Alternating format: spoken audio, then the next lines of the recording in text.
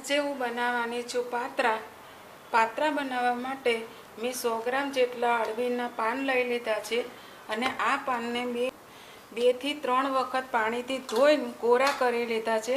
હવે આપણે એની આ નસો છે એ બધી નસો કાઢી લઈશું। કોઈ પણ વાસણ આ રીતે ઊંધું કરી લેવાનું અને જેટલી જાડી નસ હોય એને આવી રીતે આપણે કાપી લેવાની।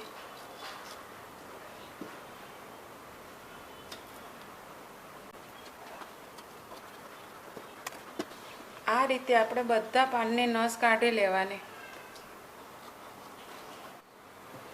આપણે બધા જ પાંદડાની નસો કાઢીને તૈયાર કરી લીધા છે। હવે આપણે આની ઉપર ચોપડવા માટેનો એક ડો તૈયાર કરી લઈશું। આપણે પાત્રાનો ડો બનાવવા માટે મેં 350 ગ્રામ જેટલો ચણાનો લોટ લીધો છે। આપણે ચાળીનો જ લેવાનો। સૌથી પહેલાં આપણે એની અંદર આદુ મરચાંની પેસ્ટ નાખી દઈશું। 4 નંગ જેટલા મરચાં લીધા હતા ને એક નાનો આદુનો કટકો લીધો હતો। આવી રીતે અધકચરું આપણે ખાંડી લેવાનો। સૌથી પહેલાં એ એડ કરી દઈશું। અજમો એડ કરવાનો, અડધી ચમચી જેટલો અજમો એડ કરવાનો। મારી પાસે આ પાંદડા છે અજમાના એટલે હું એને કાપીને એડ કરીશ।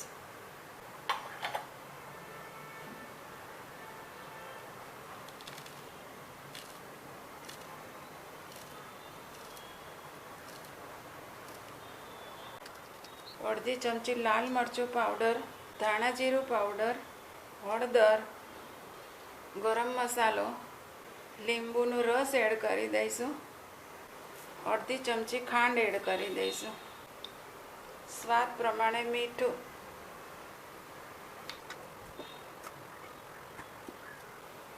થોડું મિક્સ કરી લઈશું। પછી આપણે આની અંદર થોડું પાણી એડ કરતા જઈશું અને મિક્સ કરતા જઈશું।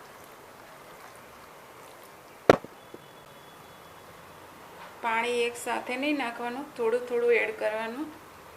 આપણે ઢીલો નથી ડો બનાવવાનો, થોડોક ઘાટો બનાવવાનો છે।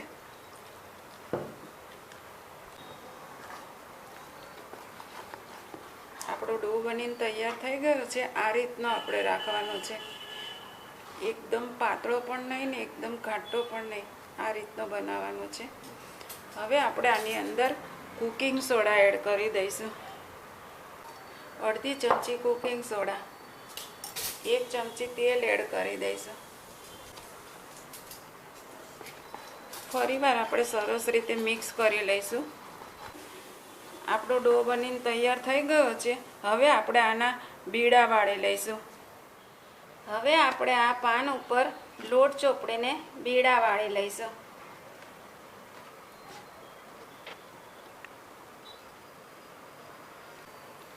આ રીતે સરસ રીતે આપણે પાંદડાને લોટથી કોટ કરી લેવાનો।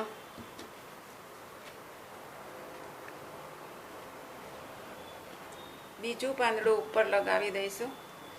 એને પણ લોટથી સરસ રીતે કોટિંગ કરી લેવાનો। થોડોક લોટ આપણે જાડો જ લગાવવાનો જેથી પાત્રાનો સ્વાદ એકદમ સરસ લાગે।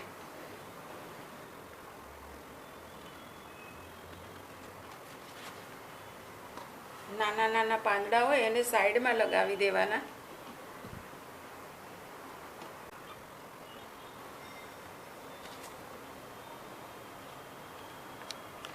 આ રીતે આપણે ઊંધા સીધા પાંદડા લગાવી દેવાના।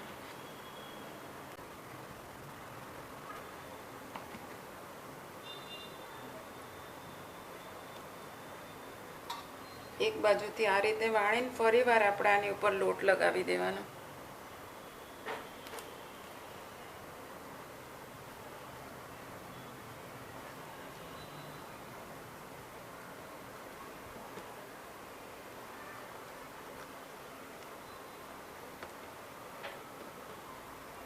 આ રીતે સરસ રીતે આપણે રોલ વાળી લેવાનો।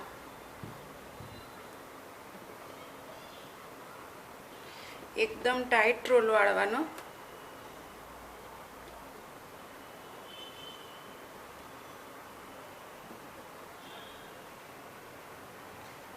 આ જગ્યાએ આપણે થોડો વધારે લોટ ચોપડીને આ રીતે કવર કરી લેવાનો।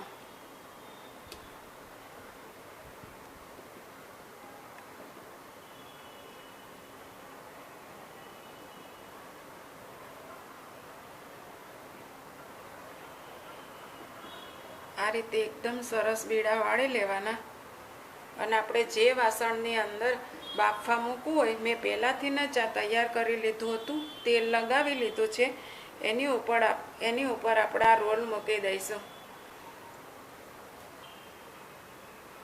આ રીતે આપણે બધા બીડા બનાવી લઈશું. બધા બીડા વળાઈને તૈયાર થઈ ગયા છે. હવે આપણે આને સ્ટીમ કરવા મૂકી દઈશું. હવે આપણે આ પાત્રાને સ્ટીમ કરવા મૂકી દઈશું. પહેલેથી જ એકદમ ફાસ્ટ ફ્લેમ રાખવાની.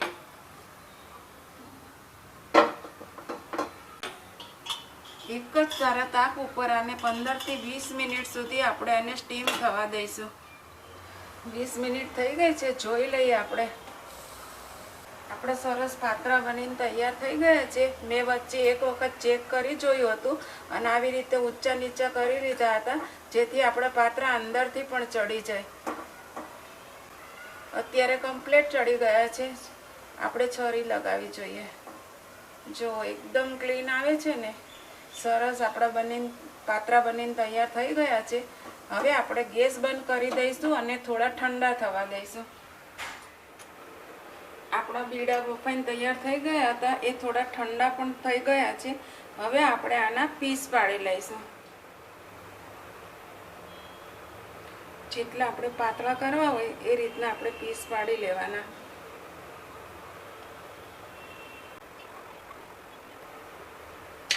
આ રીતે આપણે બધા પીસ પાડી લઈશું. હવે આપણે આ રોલના પીસ સરસ રીતે કટિંગ કરી લીધા છે. હવે આપણે વઘારી લઈશું. આપણે તેલ મૂકી દઈશું.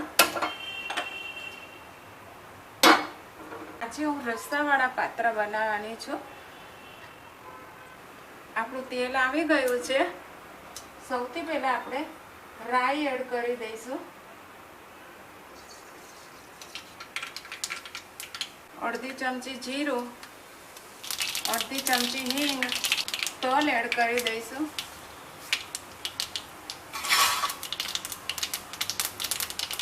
તલ તતડી જાય એટલે તરત આપણે મીઠા લીમડાના પાન એડ કરી દઈશું. હું અત્યારે રસાવાળા પાત્રા બનાવું છું એટલે મેં ગોળ અને આંબલીનું પાણી કર્યું છે, એ એડ કરી દઈશ. આપણે થોડા મસાલા કરી લઈશું. એની અંદર થોડુંક લાલ મરચું એડ કરશું, ગરમ મસાલો એડ કરશું, કલર આવવા માટે થોડી જ હળદર એડ કરી દઈશું. થોડુંક ગરમ થાય પછી આપણે પાણી એડ કરશું. થોડું ઉકળવા માંડ્યું છે, હવે આપણે પાણી એડ કરી દઈશું. આપણે આ રસાના ભાગનું મીઠું એડ કરી દઈશું. મિક્સ કરી દઈશું. આ પાણી ઉકળે ને ત્યાં સુધી આપણે ઢાંકીને રહેવા દઈશું.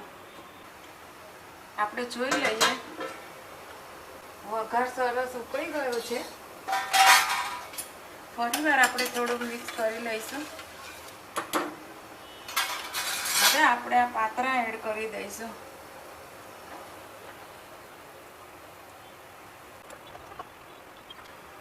આ રીતે થોડા ઊંચા નીચા કરી લઈશું.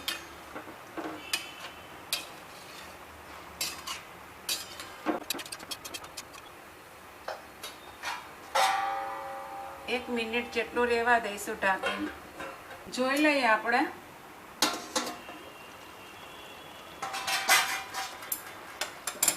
સરસ આપણો ઘાટો રસો થઈ ગયો છે.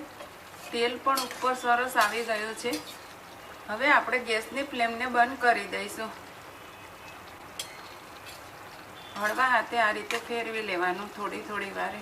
રસાવાળા પાત્રા બનીને તૈયાર થઈ ગયા છે. હવે આપણે આને સર્વ કરી લઈશું.